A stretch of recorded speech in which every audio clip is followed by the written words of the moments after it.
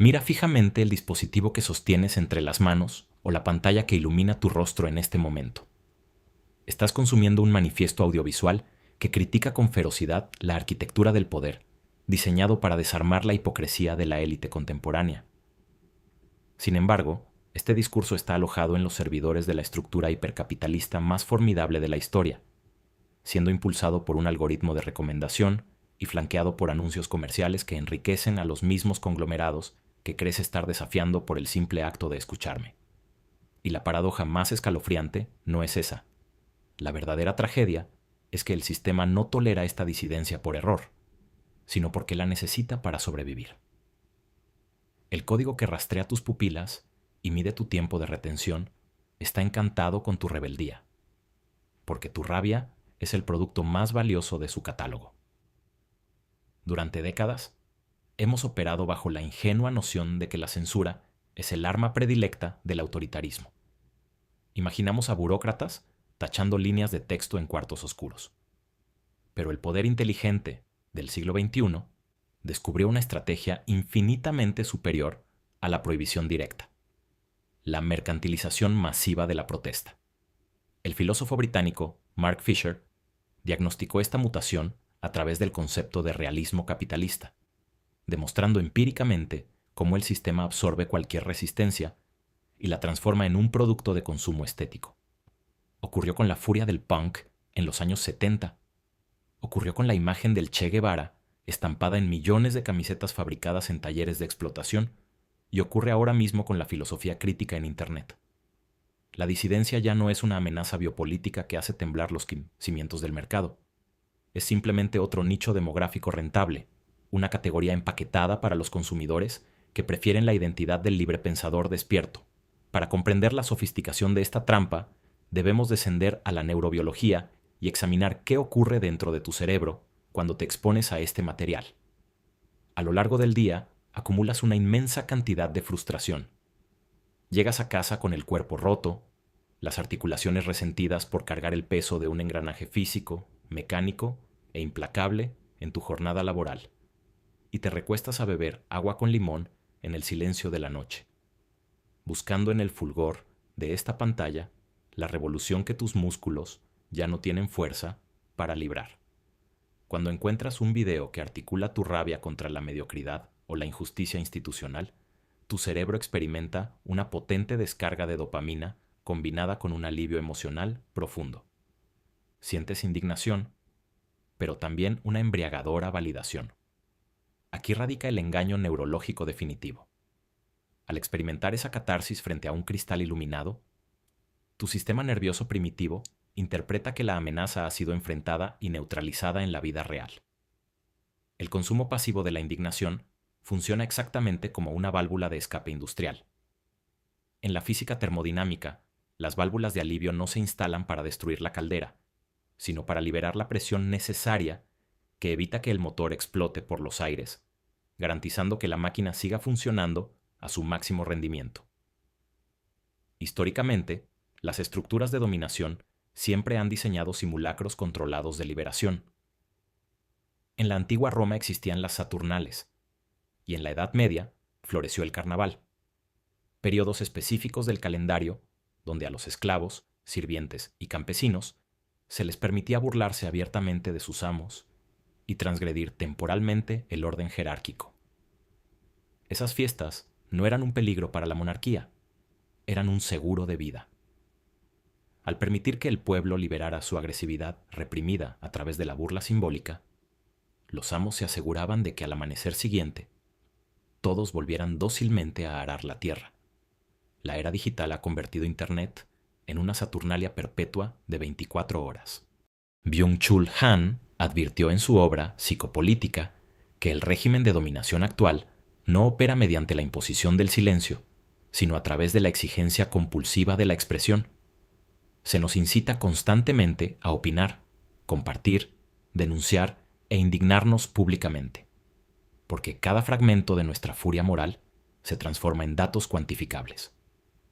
El sujeto moderno ya no es el prisionero silencioso del panóptico de Michel Foucault, que teme ser castigado si habla en contra del soberano. Ahora somos prisioneros voluntarios, en un panóptico de cristal donde nosotros mismos somos los carceleros, compitiendo frenéticamente por ver quién emite el análisis más cínico del colapso social. La vigilancia del Estado ha sido reemplazada por la hipervisibilidad algorítmica. El sistema te permite sentirte un subversivo radical mientras deslizas el dedo desde tu cama, asegurándose de que esa energía contestataria jamás se traduzca en organización sindical, boicots económicos o cualquier fricción física. La rebelión digital esteriliza la acción humana. Y en el centro innegable de esta maquinaria hipnótica nos encontramos los creadores de contenido, los arquitectos invisibles de esta disidencia mercantilizada.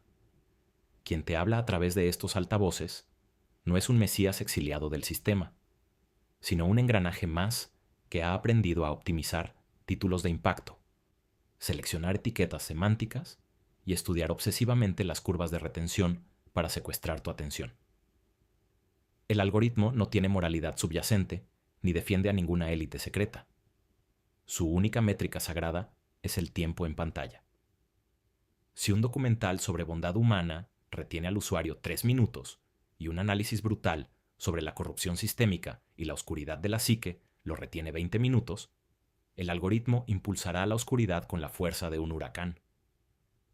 Al viralizar el desamparo, las tecnológicas logran un milagro financiero: que los propios inconformes trabajen gratis para ellos, debatiendo furiosamente en los comentarios mientras los servidores imprimen dinero a través de millones de impresiones publicitarias. Existe un término sociológico devastador para definir este fenómeno: la resistencia inofensiva. Consiste en la adopción sistemática de una postura intelectual superior que te permite diagnosticar las enfermedades terminales de la civilización sin exigir el más mínimo sacrificio personal. Ser un disidente inofensivo es saber cómo te manipulan, entender los hilos de la propaganda mediática, leer a los filósofos del pesimismo y, sin embargo, continuar levantándote cada mañana para alimentar la misma maquinaria económica que desprecias en secreto.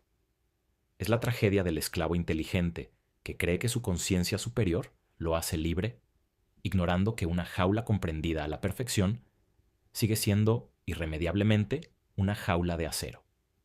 De hecho, el hipercapitalismo prefiere lidiar con esclavos cínicos y despiertos, porque el cinismo es un narcótico paralizante.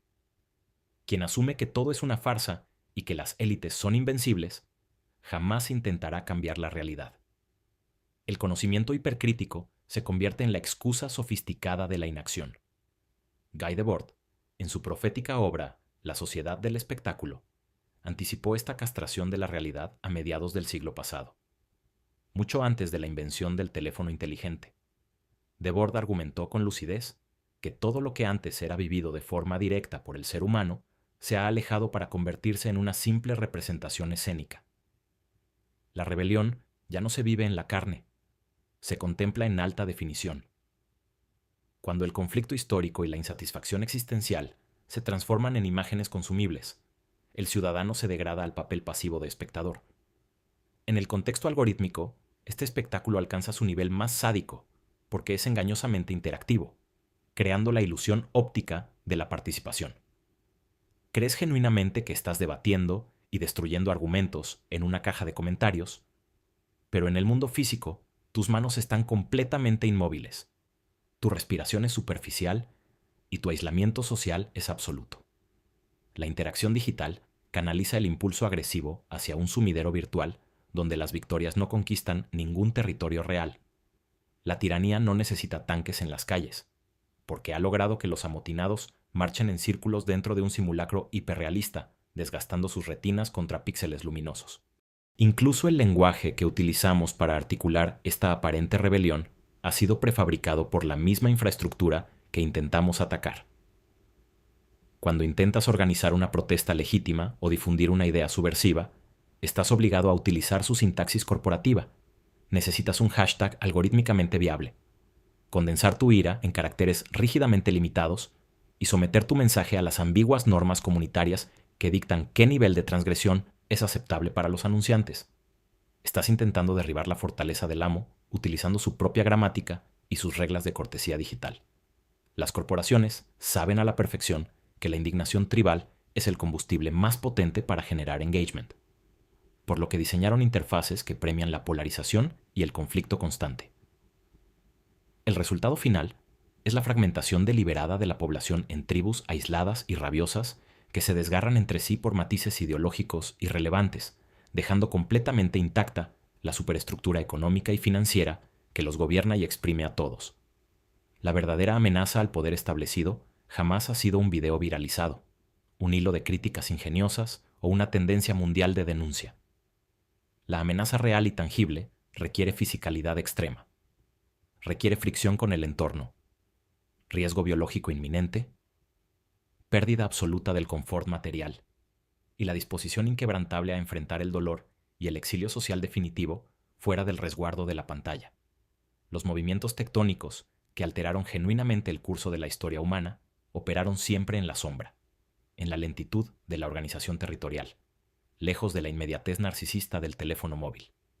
Cuando delegas tu instinto natural de resistencia al consumo diario de un ensayo narrado o al acto reflejo de dar un simple, me gusta una frase estoica sobre la resiliencia: estás desactivando quirúrgicamente tu potencial de disrupción. Te conviertes en un turista del apocalipsis, un espectador premium que compra entradas en primera fila para observar la decadencia de Occidente con suficiencia intelectual, creyendo ilusamente que observar el fuego con agudeza analítica te hace inmune a las llamas que devoran tu propia casa. Esta es la obra maestra del hipercapitalismo tardío, su truco de magia más deslumbrante: haber transformado la sed genuina de significado y la necesidad biológica humana de justicia en un simple pasatiempo de nicho para mentes solitarias. Al consumir ávidamente esta narrativa, alimentas la misma vanidad narcisista que te mantiene dócil e inerte. El sistema necesita que sigas consumiendo contenido profundo y perturbador, que te sientas cualitativamente diferente a la masa anestesiada que camina por las calles, porque mientras estés cultivando esa identidad estética de lobo solitario intelectual, no serás un peligro real para absolutamente nadie más que para ti mismo. Tu intelecto crítico ha sido domesticado de forma impecable mediante la saturación calculada de verdades incómodas. Sabes demasiado sobre la estructura del engaño como para ser feliz en la ignorancia, pero estás demasiado cómodo y agotado para iniciar un incendio real. Te han otorgado el papel estelar del crítico brillante en la trágica obra de teatro de la realidad, un personaje fundamental para darle prestigio a la función, pero que jamás podrá alterar el desenlace del guión que los directores ya escribieron. Cuando el fulgor de la pantalla finalmente se oscurezca, el algoritmo registre que has llegado al final de esta transmisión y el sonido metálico de mi voz desaparezca por completo, te enfrentarás al eco implacable y frío de tu propia habitación vacía. Ese instante de silencio absoluto y desconcertante no es el comienzo luminoso de ninguna revolución personal, sino la prueba forense irrefutable de que el ritual diario de apaciguamiento psicológico ha concluido con éxito. Mañana la pesada rueda volverá a girar de forma idéntica a hoy, y la arquitectura del sistema respirará aliviada una vez más, sabiendo perfectamente que tu rabia más profunda, tus impulsos de rebelión y tus reflexiones más viscerales ya fueron empaquetadas, monetizadas, procesadas y digeridas por el código mucho antes de que pudieras poner un solo pie en el asfalto.